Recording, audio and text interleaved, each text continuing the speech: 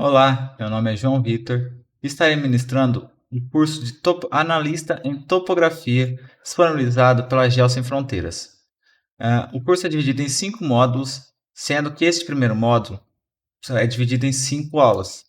E nesse módulo eu estarei iniciando e dando uma introdução prévia do que é a topografia, trazendo conceitos básicos e teóricos da área, desde leis até conhecimentos necessários para sua introdução na área, entendeu?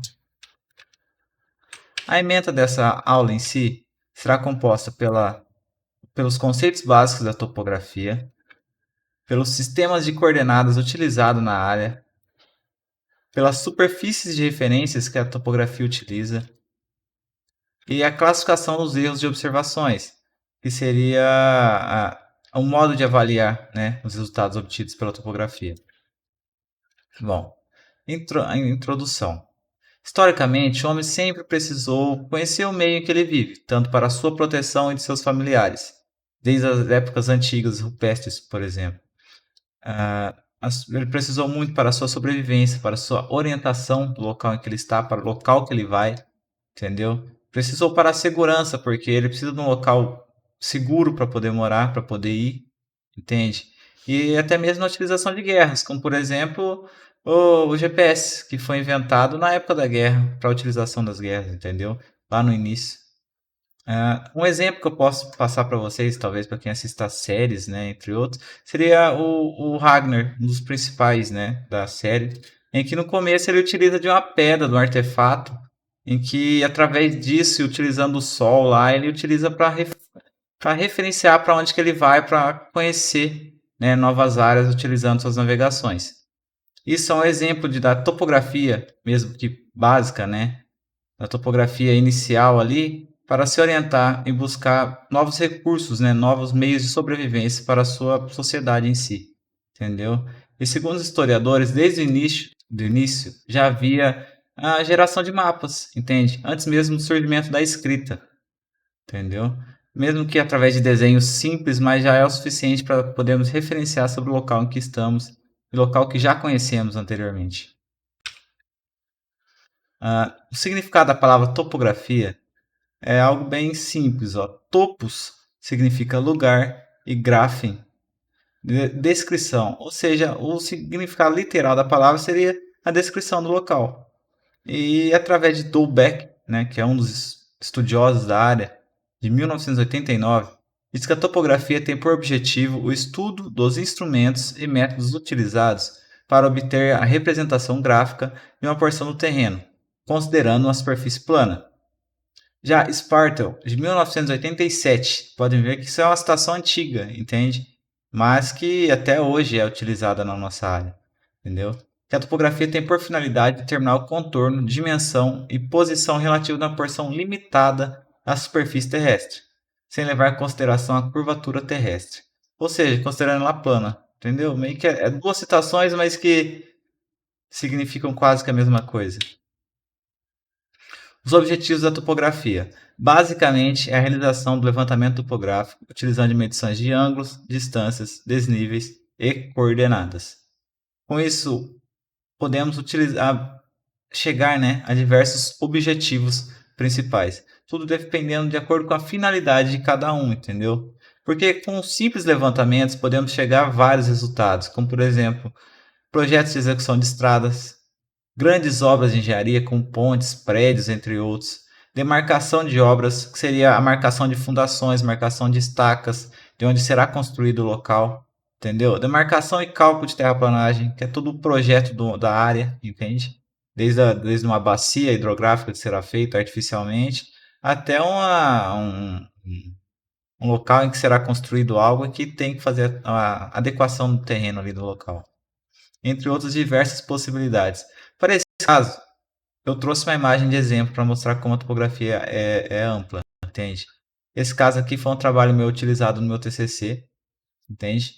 Na época que eu formei, 2018, 2020, na verdade, 2020, 2021, em que eu utilizei da topografia e da fotogrametria digital, que é a utilização de câmeras e imagens na obtenção de medidas, entendeu? Através disso, eu obtive como podem ver, a fachada de um casarão, Vila Ramalho, que seria um patrimônio histórico da cidade de Bueno Brandão, em Minas Gerais. E utilizando a topografia, eu adquiri o documento, né, da área desse patrimônio. Ou seja, toda vez que, por exemplo, quebrar uma janelinha dessa aqui, através dessas medidas que eu obtive através da topografia básica e da fotogrametria, eu posso pegar essas medidas, passar para quem for fazer, entendeu? E fazer novos móveis, novos lugares, assim, tipo, novas coisas para casa, sem perder sua originalidade, entendeu? Permanecendo o patrimônio histórico da forma que ele foi construído inicialmente.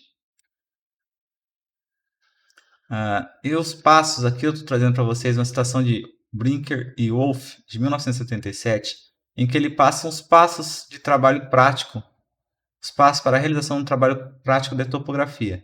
Podem ver que ele é uma citação antiga, de 77, porém não mudou muito, entende? Mudou a lógica, a metodologia, a tecnologia, talvez a forma de fazer, mas o conceito se mantém desde essa época, entende? Que seria a tomada de decisão.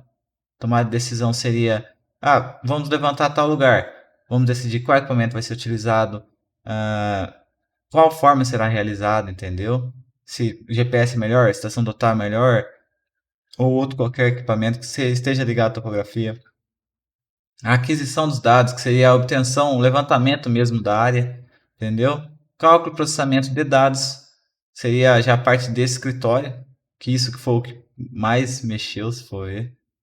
E também, e por final, né, a representação dos resultados, que seria o que é realmente apresentado para o cliente. Basicamente, a topografia ela estará presente desde as etapas iniciais de um empreendimento. Desde do seu início, né, que seria o levantamento básico, aqui, ó, como podemos ver na imagem, em que a área está bruta, entende? Bruta eu falo normal, tipo, a área está do jeito que ela está, entende? Sem uma área rural, por exemplo, que não tem a terraplanagem, não tem nada, é um sítio que foi feito uma casinha ali e pronto. Aquela área é levantada para possíveis empreendimentos, por exemplo. A pessoa vai fazer um empreendimento naquela área. Ela precisa conhecer como que aquela área está, os níveis, as condições daquele terreno. Para isso, a topografia entra e faz levantamento topográfico cadastral, em que ele mede poste, mede cerca, mede casa, mede tudo que tiver no terreno para poder ser feito estudo em cima disso, né? Os desníveis, o relevo, né, no local. E a topografia também, além de chegar nisso, ela entra no início, no meio, que seria a demarcação do empreendimento, a demarcação da obra ou de algo do tipo, ou até mesmo a documentação do terreno, né? Um terreno rural, por exemplo, tem que ter o georreferenciamento. E quem faz o georreferenciamento é a parte da agrimensura, a parte da topografia também. Está interligado, entende? E até o final, que seria a demarcação de uma obra, por exemplo. Eu trouxe uma bacia aqui artificial de contenção de cheias, né? Detenção de cheias, em que o topógrafo também faz isso, entende? Onde ele pode fazer tanto projeto de terraplanagem teórico, né, que é processado no computador e levado para campo, como também o projeto de demarcação onde coloca as estacas, todo esse terreno e marcar aqui vai cortar tanto, aqui vai cortar tanto. E com isso, né, as pessoas que trabalham na obra com maquinário vai lá e vai montar seu produto final, entende? Sistemas de coordenadas. Bom, o sistema de coordenadas é um dos principais objetivos da topografia, pois através do levantamento das informações, essas informações vão ser apresentadas em mapas, entende? E através disso, através das coordenadas, que elas são possíveis de ser representadas. E para isso, temos diversos sistemas de coordenadas. Para esse caso, estarei passando a sistemas de coordenadas cartesianas e esféricas. Sistema de coordenadas cartesianas. Quando olhamos, né, um mapa em que, por exemplo, tem um poste ali no mapinha, um pontinho, por exemplo, um pontinho aqui, ó, tá o poste ali. Aquele poste tá ali, ele já tem coordenadas x, y e z, entendeu? Ou e, n, h, tudo depende das convenções utilizadas na coordenada, mas aquele ponto tem coordenadas, entende? Tudo depende do sistema de referência, é claro, mas ele tem coordenadas. E o sistema de coordenadas cartesianas, ele é um sistema com referência a um sistema de coordenada. Ele é o sistema mais utilizado, né, pela topografia. Ele é utilizado na geometria, na trigonometria e tantos outros casos, porque ele é simples, entende? De entender. Ele é composto por sistemas ortogonais no plano, como podemos ver aqui o x e o y, entende? Onde sua origem, né, depende da sua referência de qual local. A origem é o cruzamento desses dois eixos, entende? E também tem o z, para caso, quando trabalhamos com pontos tridimensionais, realizando o estudo da cota, né, como podemos chamar. Cota, o nível do ponto. Ele é constituído, e o eixo, conforme eu disse, ele é constituído no centro de um ponto de interseção entre os eixos. Sistema de coordenadas, aqui ó, conforme eu disse, todo ponto adquirido ou projetado no mapa, ele tem coordenadas x, y ou x, y, z. Como podemos ver aqui o ponto A, B e C, em que, por exemplo, o ponto A tem a coordenada x 10 e y 10. B, coordenada 15, né? Mais ou menos aqui. E 25 em y, entendeu? E o C, coordenada 20 em x e coordenada menos 15 em y, entendeu? Como vemos aqui, ó, escrito no texto. Ah, bom, sistema de coordenadas esféricas. Conforme mostrado na figura, pode ser observado que as coordenadas do ponto podem ser obtidas através do raio. Esféricas porque consideramos um raio em si, né? Um raio para a utilização dessas coordenadas, para a obtenção dessas coordenadas. Em que o raio entre um ponto R ele é composto pelo raio, pelo ângulo alfa, né? E o ângulo beta. Onde o ângulo beta seria esse? Ele é formado entre o segmento OR e a sua projeção ortogonal eixo XY. Entendeu? Aqui, ó. E o ângulo alfa ele é composto pela projeção do segmento OR também, né? Sobre o plano XY e é o ângulo que forma o OX aqui, ó. No plano OX. Entende? E as coordenadas desse ponto, o ponto nesse sistema, é constituída por R, alfa e beta, conforme dito. E com base nesse R, alfa e beta, obtemos o x, y, z do ponto, que no fim é as coordenadas que já conhecemos, né? Agora, trazendo o sistema de referências, entende? É o sistema de referência. Devido à irregularidade da superfície, utilizamos modelos para sua representação. A Terra apesar de todo mundo falar que a Terra é redonda, ela não é bem redonda, né? É uma terra deformada, ela apresenta deformações em seu relevo, com montanhas, buracos, oceano em que a gente nem conhecemos direito também, entendeu? Então ela é deformada, a Terra não é regular, entende? Então, para isso, trazemos alguns modelos teóricos e práticos, entende? Para que possa ser feito estudos em cima dela e assim tornar mais fácil a utilização da topografia, entende? E efetuação dos cálculos. Cada um desses modelos tem a sua aplicação. Depende da aplicação, vamos utilizar determinado modelo conforme eu vou falar mais à frente. Entende? Mais à frente. Ele varia, cada modelo varia de acordo com a sua complexidade da figura em que ele representa. E complexidade dos cálculos para uma melhor representação.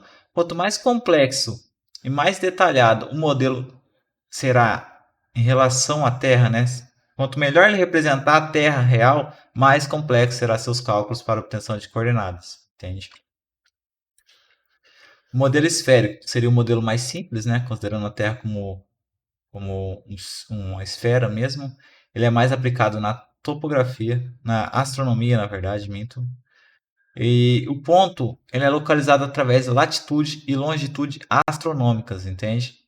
A latitude astronômica é um arco apontado desde essa linha do Equador, né? A linha do Equador, com a latitude zero, até o ponto de estudo. Por exemplo, um ponto aqui, o φ, né, que seria a latitude astronômica, seria do Equador até o ponto aqui, esse vermelho. Em que para o sul, até 90 graus, aqui é o zero, né? No Equador é zero. Mais 90 graus é norte, hemisfério norte, né? E menos 90 graus seria o hemisfério sul. Entende?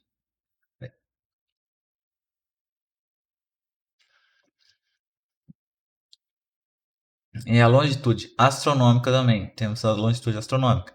Em que ele é um arco contado, né? Desde o meridiano de Greenwich, que é a cidade, né? Foi determinada como o meridiano central passando por ela, por convenção, em que ele é contado aqui, ó, por esse arco ao longo da linha do Equador, entende?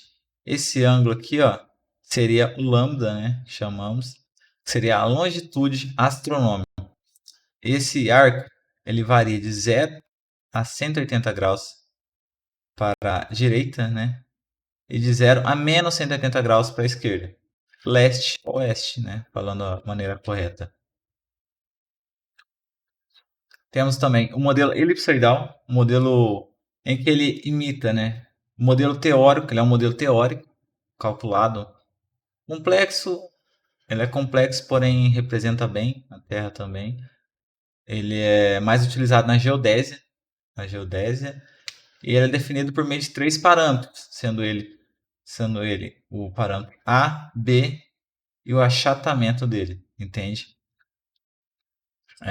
Na geodésia tradicional, geralmente são definidos cada elipsoide, porque temos vários modelos de elipsoides, eles são definidos por A e F, né? E através da conta descobrimos o B, entendeu? O modelo elipsoidal, ele é utilizado em cada país. Cada país, cada sistema tem um modelo.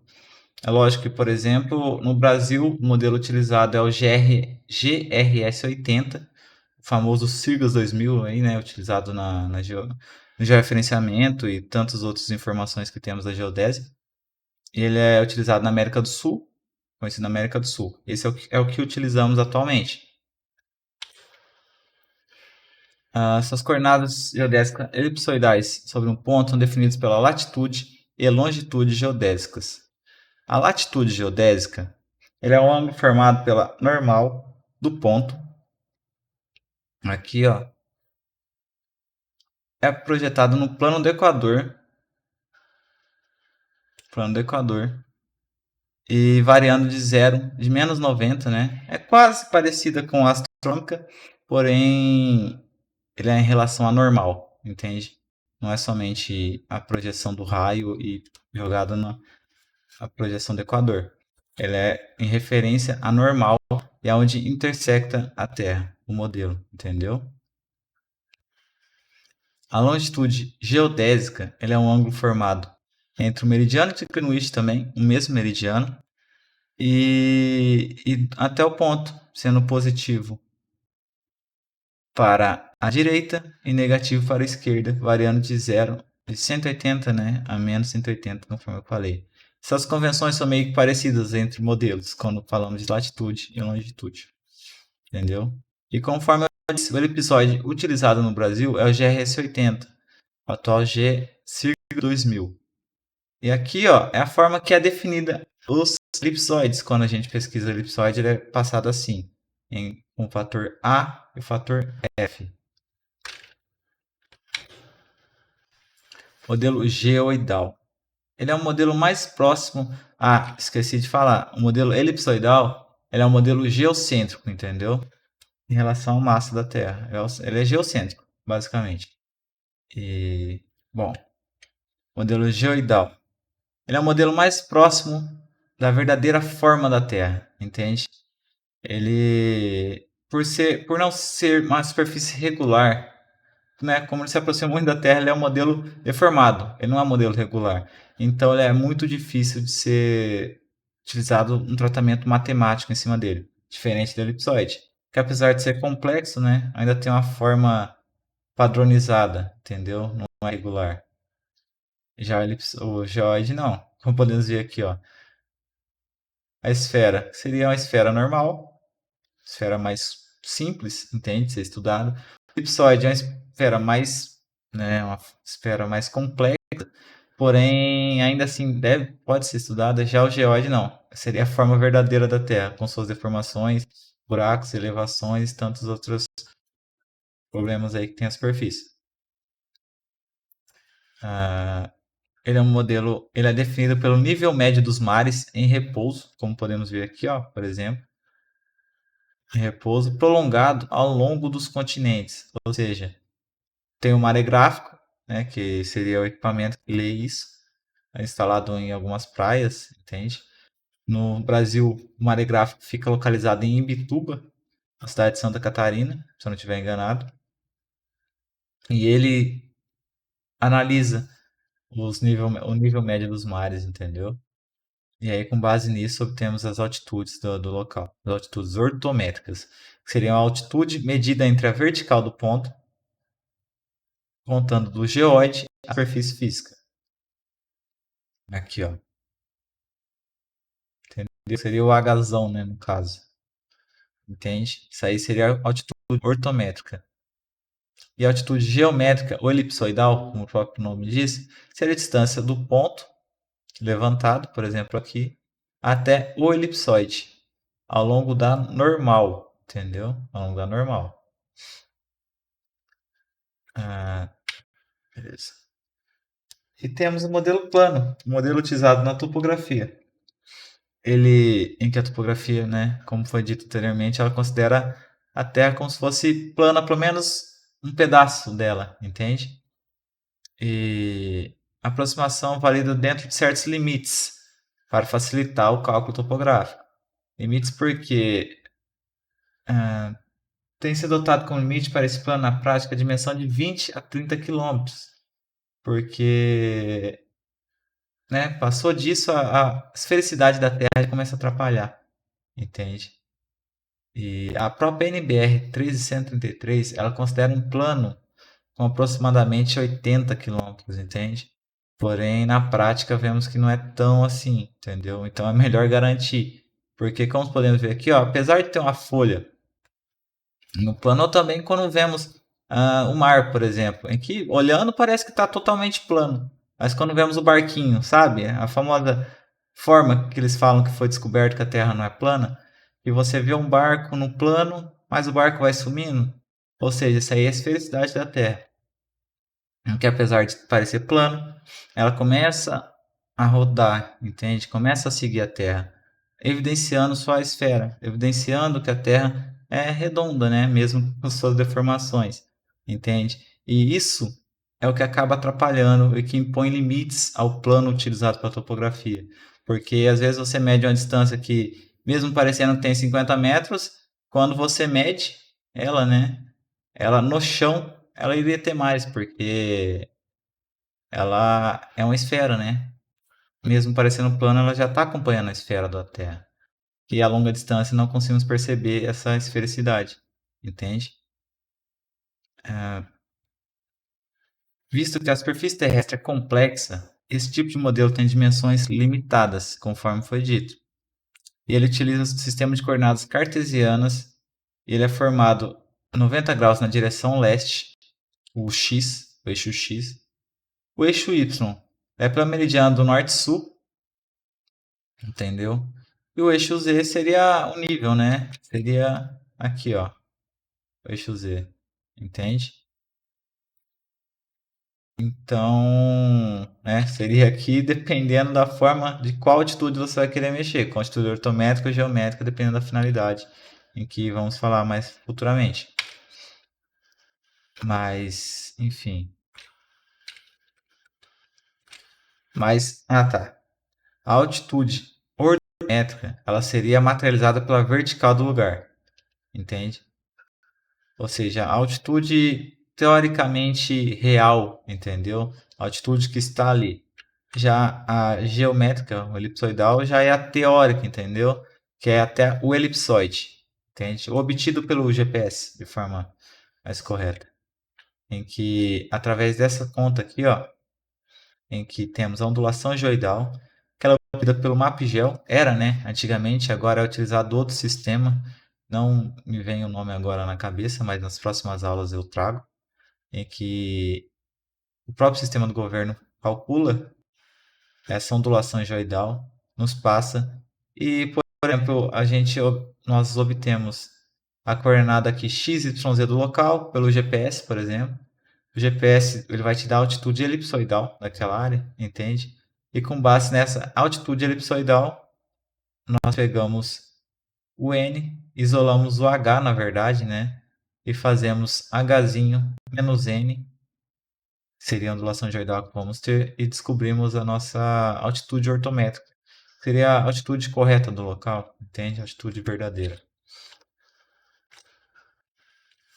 E o sistema de referências também, ele não precisa necessariamente ser um sistema ligado a GPS, ligado ao que realmente é, entendeu? Latitude, longitude. E seria a realidade, entende? Como que nem a gente vê no Google Earth ou no Google Maps, em que ele tem a coordenada do local, mesmo que com alguns erros, entende?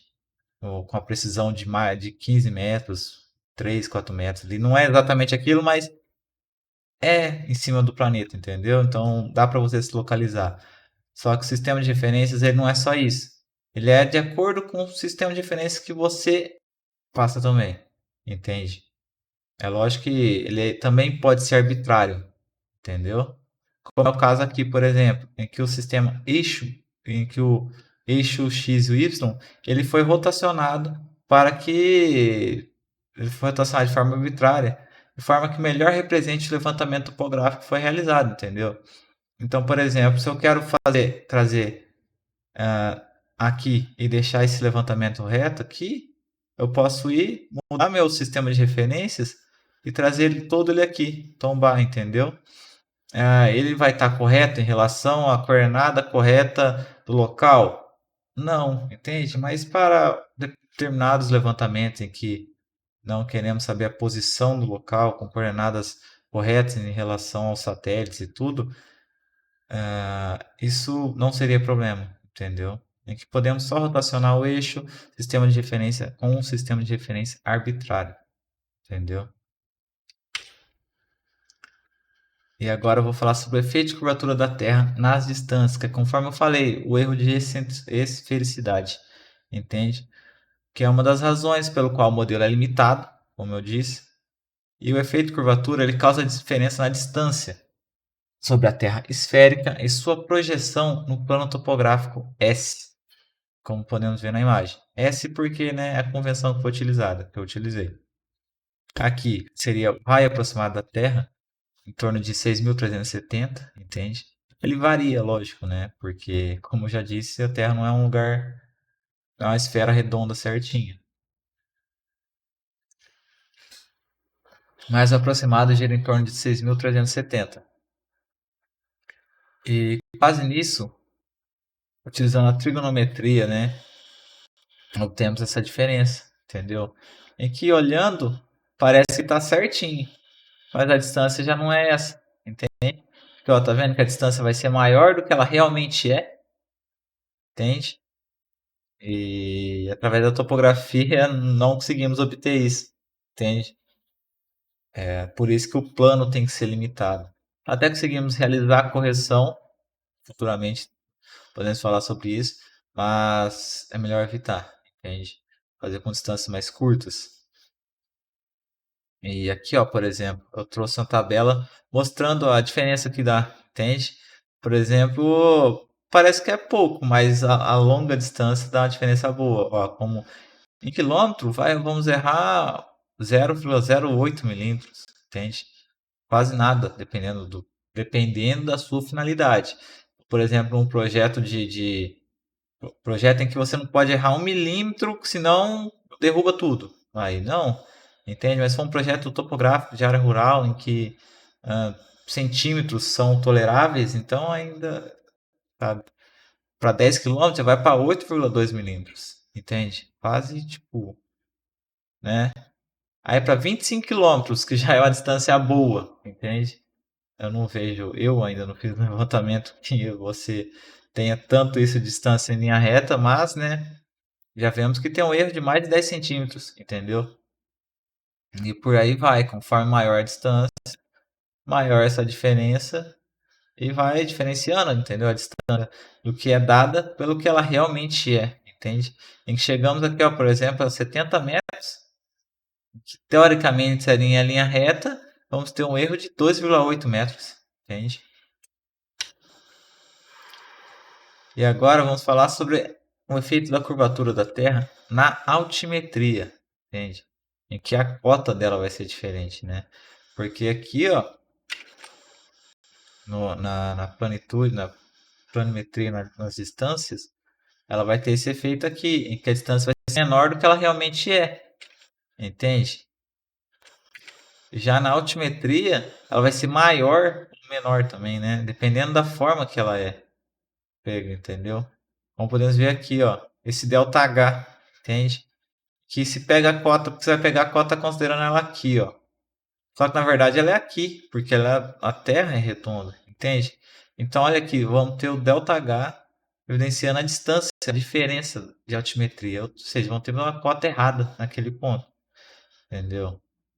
E com isso temos o cálculo desse ΔH, aqui está o nome errado, seria ΔS, ΔH, né, não ΔS, mas enfim, teremos a diferença em que, ó, por exemplo, em 100 metros, 0,8 milímetros. Para altimetria, dependendo da finalidade, não é problema. Entende? Aqui, ó, para 500 metros já vai para 20 milímetros. 2 centímetros já que vai ter errado. Entende? 70 quilômetros, olha lá o erro que a gente tem. Entendeu? Então, é sem condições de abrir margem para um erro tão grande como esse. Entendeu? E agora estarei falando para vocês sobre a classificação dos erros de observação, que seria um modo de classificar o nosso resultado final.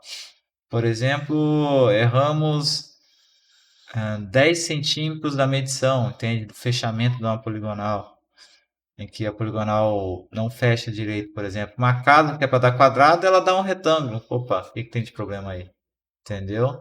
Pode ser um problema tanto de distância como angular, que obtemos isso através descobrindo os erros, entendeu?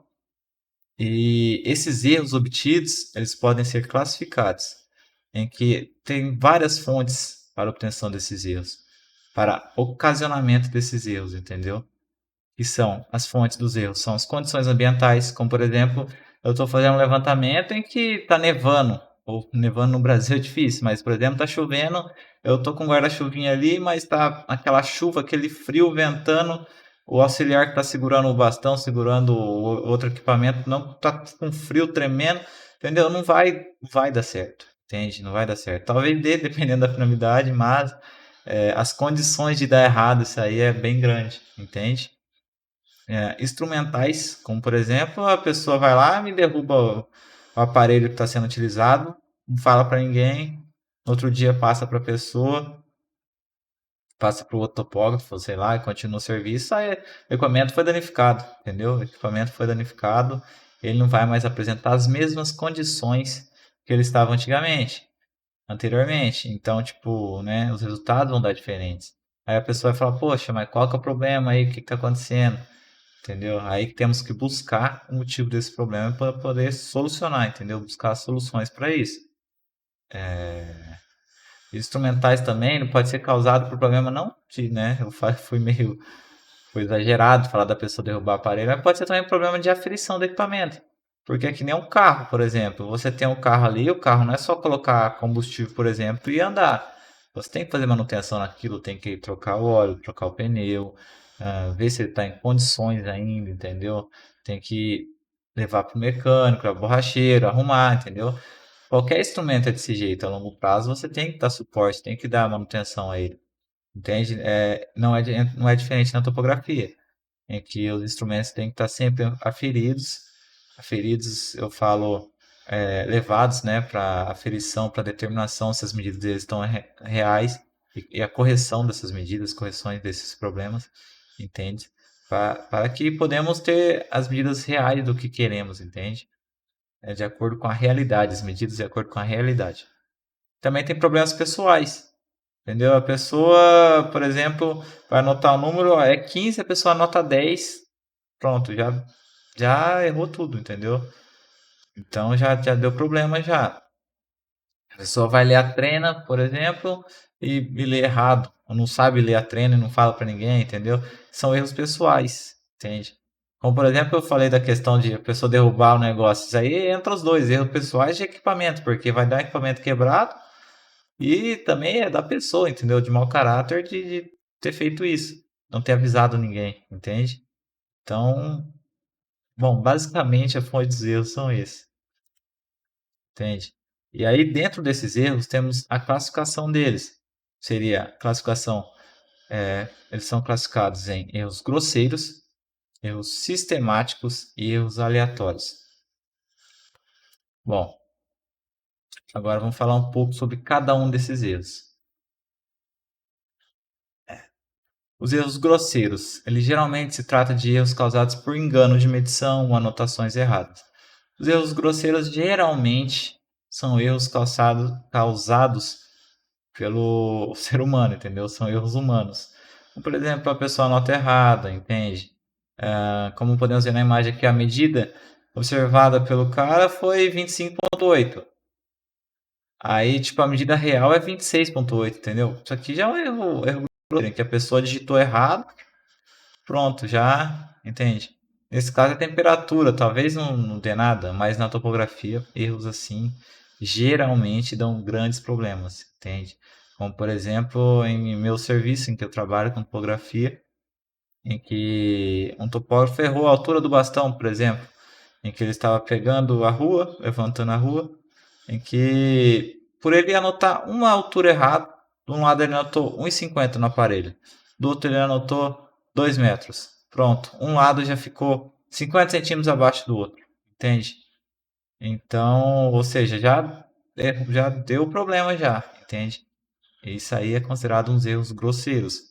E para evitá-lo, entendeu? Tipo, não tem muito o que dizer sobre erros grosseiros. Para evitar é atenção redobrada em relação ao que está sendo realizado, com cuidados e um checklist, né? Um modo bem em mente do que você vai fazer, saber o que você está fazendo, para não ter erro de ocasionar erros maiores, entende? Talvez alguns erros bobos de anotação, por exemplo, de uma altura, possa ocasionar grandes problemas futuramente, entende? Erros de observação, perdão, erros sistemáticos. Erros sistemáticos são erros que você vê o erro, encontra um padrão nele, entendeu? Por exemplo, que nem nesse caso, eu vi que um lado da rua deu 50 centímetros mais baixo que o outro, entendeu? Todos os pontos, basicamente. Então, alguma coisa aí tá errada, entende? Eu vi, descobri o padrão, descobri, eu falei, nossa, tá padronizado isso, porque se fosse um erro assim, tipo, outro tipo de erro, né, que vamos falar mais pra frente, ele não tinha como eu descobrir, entende? Mas para esse caso em específico, eu encontrei lá, vi, pô, tá dando um erro padrão aí de 50 centímetros, entendeu? Alguma coisa tem. Aí foi pesquisar a fundo sobre isso, viu que a pessoa errou 50 centímetros na anotação, que seria um erro grosseiro, só que ao mesmo tempo também podemos considerar como erro sistemático, porque ele, através de utilizações da matemática, através de leis matemáticas, eu consigo consertar, entendeu? Em que baixei 50 centímetros só daqueles lados, pronto, problema resolvido e bola para frente, entendeu? Continua o serviço. E ele também pode ser evitado através do uso de técnicas particulares de coleta de dados, ou na hora de processá-los, como por exemplo nesse caso. Na hora de processar, eu vi lá que deu cagada, já ajustei na hora do processamento, entende? E eles são erros que acumulam ao longo do trabalho, entendeu? Como por exemplo, efeitos de temperatura e pressão na medição dos dados, minimização dos erros de curvatura no nivelamento, utilizando lances de distâncias iguais. Isso aqui são coisas que podem afetar, entendeu? Problema e trazendo erros. E o que podemos, por exemplo, em que a gente medimos com a trena, vimos que está dando erro. Qual seria a forma da gente evitar esse erro? Utilizando, conforme eu falei, minimização dos erros de curvatura, um nivelamento em que estamos medindo o nivelamento local, seria utilizando lances de distâncias iguais, entende? Em que vai dar um padrão, você vai ver, se tiver erro, você vai seguir o padrão. Você vai descobrir a média dali, entende? E, e aí com isso você consegue consertar, né? Corrigir os erros, entendeu? E agora temos problema maior, né? Que são os erros aleatórios, entende? Segundo o próprio Gemayel, de 1991, quando o tamanho de uma amostra é elevado, os erros acidentais apresentam a distribuição de frequência que muito se aproxima da distribuição normal. Erros pequenos, erros pequenos, tipo, eu digo erros aleatórios porque os erros aleatórios são erros que são erros que não tem como ter tratamento, entendeu? Não tem como você corrigir, porque são aleatórios, você não tem como saber qual foi o problema dele. Eles não seguem um padrão, não seguem uma forma de erro, entende? E a forma de neutralizar ele é realizando uma grande quantidade de dados, entendeu? E é isso, erros pequenos, eles com mais frequência, eles são mais gerados frequentemente, que são esses erros aleatórios. E quando você realiza uma grande frequência de medidas, ele vai ter erros positivos, erros negativos do mesmo tamanho, de maneira aleatória, né? Em que, no fim das contas, ele realiza a média ao longo do levantamento, ao longo do problema, em que esses erros são diminuídos, em que um acontece um erro aleatório para cima, outro para baixo, no fim das contas, os dois acabam se equivalendo e diminuindo esse problema, entende? Ou seja, para diminuir os erros aleatórios, aumentamos o número de observações, o número de dados, que a probabilidade tipo, de chegar próximo ao valor real é bem maior, entendeu? E agora vamos falar um pouco sobre a precisão e a acurácia. E apesar de todos falarem, eu sou preciso, eu sou preciso, por exemplo, eu sou uma pessoa precisa no que eu faço. Pô, não tá querendo dizer muita coisa, entendeu? Quando você fala isso que você é preciso, você está na verdade dizendo que, pô, eu acerto em todas, entende?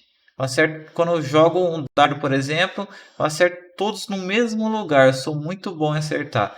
Mas adianta o quê? Se você acerta todos no mesmo lugar, mas muito longe do centro, entendeu? Então, a precisão ela está ligada à padronização dos dados. Ou seja, eu medi aqui, medi uma calçada, deu 5 metros a calçada. Das 10 medidas, todas deu 5 metros. Pô, legal, a padronização tá boa, tô preciso, porque todas deu próximo. Mas alguma coisa eu errei, porque não é 5 metros. Ou seja, ela está precisa, mas não está curada. Que a curar se trata disso. Curar se trata do resultado próximo à realidade, ao valor verdadeiro, entendeu? Ele está mais vinculado aos erros aleatórios sistemáticos, porque é realmente o acurado, ponto acurado é o ponto correto, entende? E é essa acurácia que é afetada por esses erros, entendeu? Então, como podemos ver a imagem abaixo, conforme eu disse. Pô, pô, aqui temos a imagem de alguém que é totalmente preciso, mas entendeu? Preciso, mas sei lá, a pessoa olhou errado e tá considerando que sei lá, o centro seria aqui, porque, entendeu? A pessoa foi acurada, acertou tudo no mesmo lugar, próximo pelo menos, mas totalmente fora do centro, entendeu? Longe do centro. E aqui já temos no meio, temos o preciso e acurado. Entende? Que é preciso porque ele tem uma padronização dos seus dados e acurado porque ele chegou ao que é preciso, chegou ao valor que seria real, né? Seria o que você quer encontrar, entende? E temos o não preciso e o acurado, que seria, né, o que não consegue nada. Um exemplo mais prático aí para os brasileiros, né, país do futebol, basicamente, seria como se você estivesse chutando todas e só acerta a trave. Mas você está querendo jogar, você está jogando futebol. Futebol, a função do futebol é fazer gol, entende? Então, adianta que acertar todos na trave, você é uma pessoa precisa, então mira boa para acertar a trave. Então, tipo, né? Tem que ajustar aí. E aí o precisa curar daquela pessoa que acerta todas as bolas no gol. Independente qual canto do gol que é. Tá acertando o objetivo, tá acertando o que é para ser acertado, entendeu? Já o preciso, não precisa não acurado é o famoso zagueiro que não acerta nenhum nem outro, entende? Mas enfim, trouxe um exemplo aí meio para conhecimento da maioria dos brasileiros aí, mas é o que realmente acontece na realidade, entendeu?